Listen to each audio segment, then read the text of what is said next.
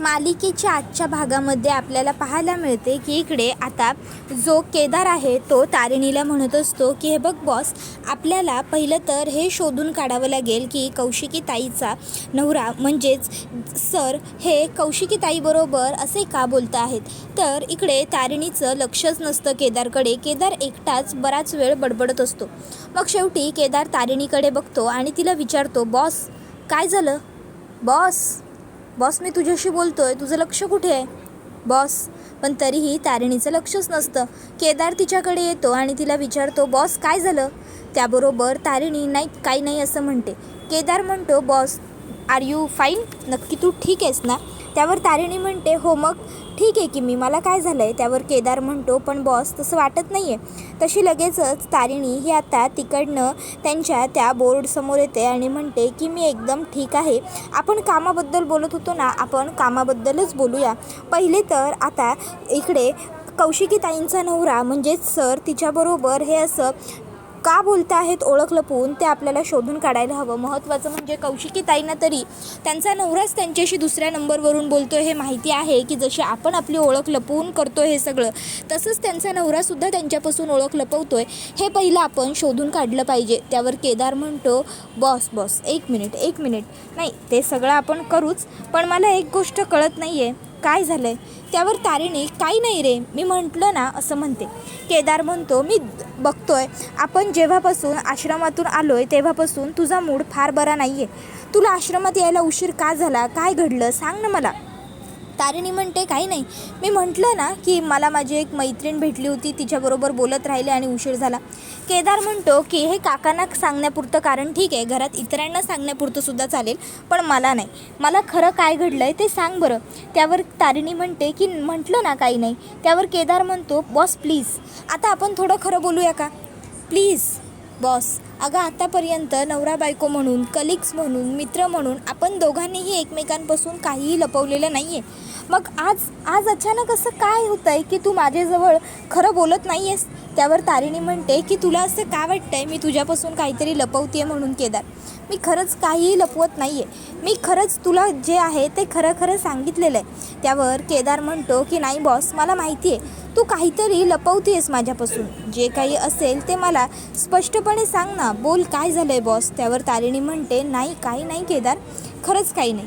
त्यावर केदार म्हणतो, बॉस हे बघ जे असेल ते प्लीज बोल. तुझ्या मनात काहीतरी चलबिचल सुरू आहे, पण ती काय आहे हे तू लपवण्याचा कितीही प्रयत्न केलास ना तरी तुला माझ्यापासून काहीही लपवता येणार नाही आहे. बोल ना काय झालं आहे बॉस? तू झेंडाबंधन झाल्याच्या नंतर कुठे गेली होतीस? किंवा तुला यायला उशीर का झाला? काय घडलं? मग तारिणीला आता तो सर्व प्रकार पुन्हा आठवतो की कशा पद्धतीने आता तिला थांबवण्यात आलं होतं, कसं तिला प्रश्न विचारण्यात आले होते, सगळं तिला आठवतं. मग तारिणी म्हणते, काही नाही. त्यावर केदार म्हणतो, बॉस प्लीज आता तरी खरं बोल, बॉस तुला माझी शपथ आहे. असं म्हणत केदार तारिणीचा हात पकडतो आणि स्वतःच्या डोक्यावर नेऊन ठेवतो आणि म्हणतो की आता तरी किमान बॉस खरं बोल. त्यावर मग तारिणी ही केदारला सांगते, केदार रस्त्यात तिरंगा फडकवायला येत असताना किडनॅपिंग झालं होतं, मला किडनॅप केलं गेलं होतं. आता हे ऐकून केदारला खूप मोठा धक्का बसतो. केदार म्हणतो, काय किडनॅपिंग? त्यावर तारिणी म्हणते, हो किडनॅपिंग.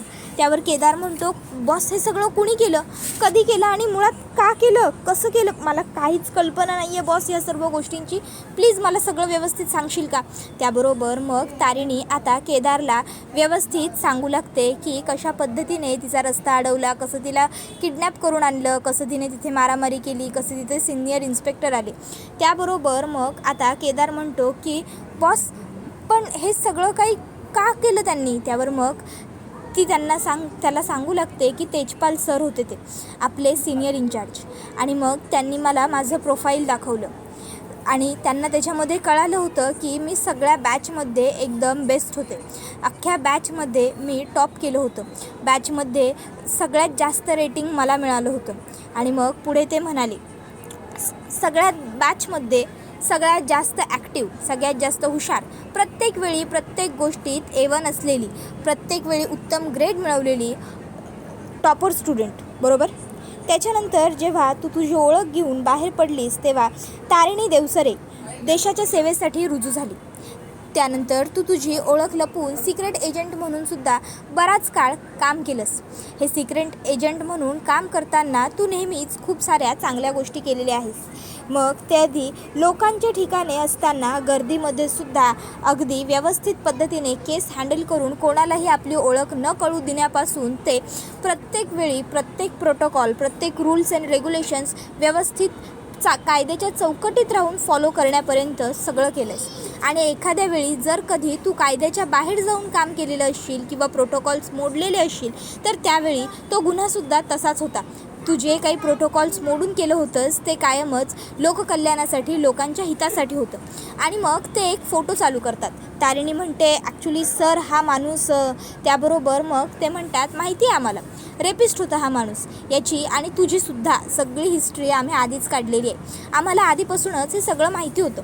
त्यावर तारिणी म्हणते सर मग मला हे असं किडनॅप करून वगैरे इथे आणण्यामागचं कारण. त्याबरोबर मग ते म्हणतात सांगतो सगळं सांगतो. तर तारिणी आम्हाला एक सिक्रेट ऑपरेशन करायचं. ऑपरेशन करण्यासाठी आम्ही एका उत्तम आणि हुशार व्यक्तीची निवड करण्यासाठी इथपर्यंत शोध घेत आलो होतो. आणि फायनली शोध घेताना माझी जी शोध प्रक्रिया होती ती तुझ्यापाशी येऊन थांबली. बऱ्याचशा लोकांनी तुझं नाव सुचवलं, बऱ्याच लोकांनी तुझ्याबद्दल आम्हाला कल्पना दिली. पण मग विचार केला स्वतः आधी टेस्ट करावं. नाही म्हणजे बऱ्याचशा वेळी असं घडतं, जसं दिसतं तसं नसतं किंवा जसं सांगितलं जातं तसं काहीच नसतं. म्हणून मग आम्ही तुझी टेस्ट घेतली. आणि मग ते तारिणीला तो व्हिडिओ दाखवतात ज्यामध्ये त्या दिवशी म्हणजे तिच्या वाढदिवसाच्या दिवशी तारिणी फुलं घेत होती आणि अचानक मागून येऊन कुणीतरी तिच्यावरती वेपनने हल्ला केला. आता तारिणी तो व्हिडिओ बघते आणि म्हणते म्हणजे सर याचा अर्थ. त्यावर ते म्हणतात हो, ही परीक्षा आम्हीच तुझी घेतली होती. ॲक्च्युली काय होतं ना तारिणी, बऱ्याच वेळी जे सिक्रेट एजंट असतात ते एरवी तर काम व्यवस्थित करतात, पण जेव्हा गर्दीच्या ठिकाणी, लोकांच्या ठिकाणी असं काहीतरी घडतं तेव्हा त्याच्यावर त्यांना कसं रिॲक्ट व्हावं किंवा काय पटकन प्रतिक्रिया करावी हे कळत नाही. पण तू अगदी उत्तम पद्धतीने ह्या लोकांच्या गर्दीच्या ठिकाणी असूनही त्याला प्रतिक्रिया केलीस. आणि म्हणूनच आम्ही आत्ता तुझी निवड केली आणि या ऑपरेशनचा आता तू भाग असणार आहेस. आणि मग ते तिला म्हणतात की तू करशील ना ह्या ऑपरेशनवर काम. हे बघ, हे ऑपरेशन मी तुला आधी तर समजावून सांगतो. आणि मग ते एका शहराचं नाव सांगतात आणि मग म्हणतात की हे बघ, या शहरामध्ये जालियनवाला बाग, त्याच्यानंतर किल्ला, त्याच्यानंतर अशी बरीचशी ठिकाणं आहेत, गोविंदगड किल्ला वगैरे वगैरे, की जिथे रोज 50,000च्या आसपास पर्यटक येतात. 20 लाखांइतकी शहराची आबादी आहे. आणि ह्या शहरामध्ये आता काही नक्षलवादी शिरणार आहेत आणि पुन्हा एकदा 26/11 घडवणार आहेत. 26/11चा जो प्रसंग होता तो आधीच आपण विसरू शकलेलो नाही आहोत. अजूनही तोच प्रसंग जसाच्या तसा आपल्या स्मरणात आहे आणि पुन्हा एकदा तेच सगळं घडावं अशी आमची अजिबातच इच्छा नाही आहे. म्हणून या मिशनसाठी आम्ही तुला निवडले. तारिणी आपल्या एका सिक्रेट एजंटबद्दल त्यांना जेव्हा कळालं तेव्हा त्यांनी त्याचा लॅपटॉप चोरी केला आणि त्याचा जीवसुद्धा घेतला. आम्हाला त्याची बॉडी नंतर उशिराने सापडली. पण आता आम्हाला अशी शंका आहे की त्या लोकांना आपल्या बऱ्याचशा सिक्रेट एजंटबद्दल माहिती मिळालेली असणार आहे. त्यामुळे आपली एक चुकीची मूव आणि ते लोक सावध होऊ शकतील. याच्यासाठीच आम्हाला एक साधी आणि सामान्य वाटणारी मुलगी हवी आहे. आणि तुझी ओळख अगदी तशीच साधी आणि सामान्य आहे. तू एक उत्तम सरळ साधी भोळी मुलगी आणि त्याचबरोबर एक घरंदाज सूनसुद्धा आहेस आणि म्हणूनच आम्ही तुझी निवड केलेली आहे. तर तारिणी, ह्या कामासाठी आम्ही तर तुला निवडलेलं आहे, हे झालं आमचं वैयक्तिक मत. पण तू ह्या कामासाठी तयार आहेस का नाही, तुला हे काम करायचं आहे की नाही, हे सुद्धा महत्त्वाचं आहे. तारिणी म्हणते पण सर ह्या मिशनचं नाव काय असेल. त्यावर ते सांगतात मिशन तिरंगा. त्याबरोबर पुढे मग तारिणी ही म्हणत असते की सर म्हणाले तिरंग्यासाठी काम करण्याची संधी प्रत्येकालाच मिळत नाही, आता निर्णय तुझा असेल. त्यावर मग लगेचच आता तिला केदार विचारतो बॉस मग तू काय ठरवलं आहेस, तुझा काय निर्णय असणार आहे. त्याबरोबर तारिणी केदारकडे बघते आणि तिच्या आईचा फोटो हातात घेते. त्याबरोबर मग तो म्हणतो सॉरी बॉस, चुकलं माझं. कॉन्स्टेबल देवसरे यांची तू मुलगी आहेस, ज्यांनी कधीही मागे न हटता इमाने इतबारे त्यांचं काम केलं. आणि आज मी तुला विचारतोय की तुझा निर्णय काय असणार आहे. मला माहिती आहे तुझा निर्णय काय असणार आहे ते. आणि बॉस खरंच तुझा निर्णय हा अगदी योग्य आहे आणि माझा तुझ्या निर्णयाला सपोर्ट आहेच. त्यावेळी मग ती म्हणत असते पण केदार ह्या सगळ्याबद्दल कोणालाही आणि काहीही कळता कामा नये, लक्षात ठेव. त्याबरोबर तो म्हणत असतो, बॉस तू काहीच काळजी करू नकोस. तारिणी त्याला सांगते की केदार, ह्या सगळ्यामध्ये खरंच तू माझ्याबरोबर आहेस ना? केदार म्हणतो, ऑफकोर्स. एक नवरा म्हणून, एक मित्र म्हणून आणि एक उत्तम कलिग म्हणून सुद्धा मी आहे तुझ्याबरोबर. मग कधी निघणार आहेस? त्याबरोबर तारिणी तिच्या आईच्या फोटोला घट्ट मिठी मारते आणि तिला पुन्हा एकदा त्या सरांचे सिनियर इन्स्पेक्टरचे शब्द आठवतात. तारिणी, लक्षात ठेव, पुढच्या 2 दिवसात तुला तुझा निर्णय द्यायचा आहे आणि त्यानंतरच्या 2 दिवसात तुला तुझ्या मिशनवर निघायचं आहे. पण इथून निघताना तुझी इथली नाती, तुझी इथली ओळख, तारिणी असलेलं नाव, तुझी माणसं, तुझी टीम सगळं सोडून जायचं आहे. कोणाबरोबरही कशाही पद्धतीचा कॉन्टॅक्ट तुला ठेवता येणार नाही. पूर्णतः नवीन शहर, नवीन ओळख, सर्वस्व नवी. जर तुला हे मंजूर असेल तरच तू जाशील. आणि सगळ्यात महत्त्वाची गोष्ट, जाशील पण परत येशील की नाही याची सुद्धा शाश्वती नाही. प्रश्न जीवाचा आहे, त्यामुळे निर्णय तुझ्या हातात आहे. तू जे ठरवशील ते तू कर. हे आता तारिणीला वाक्य आठवत असतं आणि ती तिच्या त्या आईच्या फोटोकडे बघत असते. केदार तिला सांगतो, बॉस काळजी करू नकोस, सगळं होईल ना व्यवस्थित. आणि राहिला प्रश्न तू इथे तुझी मुलगी म्हणून असलेली कर्तव्य सोडून जाण्याचा किंवा सून म्हणून असलेली कर्तव्य टाकून जाण्याचा, तर आत्तापर्यंत तू सगळं केलंस की पूर्ण? त्यावर तारिणी म्हणते, अरे पण आत्ता पुढे त्याचं काय? आपल्या घरातलं सगळं व्यवस्थित व्हावं याच्यासाठी गुरुजींनी सांगितलेलं व्रतवैकल्य अपूर्ण राहील. त्याच्यानंतरनं काव्याचं लग्न आहे, त्याची सगळी तयारी बाकी आहे. मी करणार आहे सगळं असं मी म्हटलं होतं, ते सगळं पण तसंच राहील की?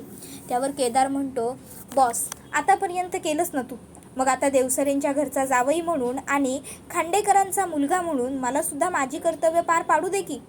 तुझ्या गैरहजेरीत प्रत्येक गोष्ट अगदी व्यवस्थित वेळेवर प्रॉपर झालेली असेल ही जबाबदारी माझी. मग तर झालं. त्यावर तारिणी म्हणते, केदार पण तू? त्यावर केदार म्हणतो, बॉस प्लीज, आणि तू काही कायमची जात नाही आहेस ना कुठेही, तू परत येणारच आहेस की. काही दिवसांचा प्रश्न आहे हा. तू परत आल्याच्या नंतर मुलगी म्हणून, सून म्हणून परत तू तुझी कामं करणारच आहेस. त्याबरोबर तारिणी केदारला घट्ट मिठी मारते. खरं तर तारिणीला केदारने समजून नक्की सगळं सांगितलेलं असतं, पण केदारच्या मनात सुद्धा खूप चलबिचल सुरू असते. तो सुद्धा खूप भावनिक झालेला असतो, पण तारिणीसमोर तो ते दाखवून देत नाही. त्याच्यानंतर मग तारिणी ही पूजा करत असते. पूजा करत असताना सुद्धा तिला त्याच सर्व गोष्टी आठवत असतात.